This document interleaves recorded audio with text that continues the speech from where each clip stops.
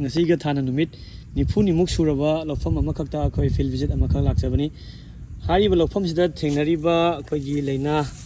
haitare maru oina leina akhoi manipurgi lomi ichil naw singna haidi yam ka hena sigi matangda aware oi daba haiba tare akhoi atai nakanda horiba akhoi phau pambi sing asi yam fajare adubu makhada akhoi na khara sumaina section na yenguba matamda chawba hendaba lofam khara lau khara pambi mayam ama sijalakpa haiba tare ado sijalaiba mawongsi akhoi dum haibe yengminase ai hajik haibe phukjarake ko sijalaiba mawongse sida leire sigi matai thangiba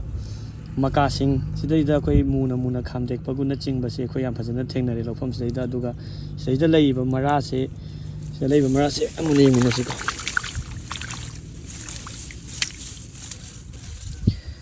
sidaida leiba marase akhoi ngangjanba anouba thokpa ngamdaba haitare aduga mayai gi mayon bau yauna sumaina machuje hangapan changjalakpa ngangjalakpa na chingba singse akhoi thengnai ado haiba singse akhoi yam kanna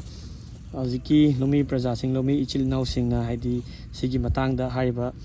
leina sigi matangda yam kanna aware oidri haijage ado haiba leina si akhoi gi seed light haina khangnaba maroina ising ka haina tungjanba lofam singda adagidi akhoi low semtokpa mafam singda yamna thokanba leina amani bako sisa sumaina chawba hendana leidoini aduga kasu masa mu fariba adum lofam mana hadi atop kasa isi phukjage ko kita ai mu thajan jaramge si sugum mana chingbada su adum haibase nakada dum launara ka doini hai tare se leiba pose dum sangna yam wangna leigre adubu se launara pagi mami ama hoina se mayai thangba makasi da machu sumaina hangapan yellow color la ise si se khoi leina se launare hai ne base da patpa hojala ise bai khara khaji yawbudi ke subudi kaide adubu maton mayai thangba saruk se da sumaina yarakpa yabagi launa ba yabagi achouba akiba ma leiba ko sida leiba dum nakada thangnaiba mara sing sisu sina khatang mara dum sathaba ui se yengbada mara kha achouba khatang adum yawi adubu sisu khara dum ngangjengnare adubu sida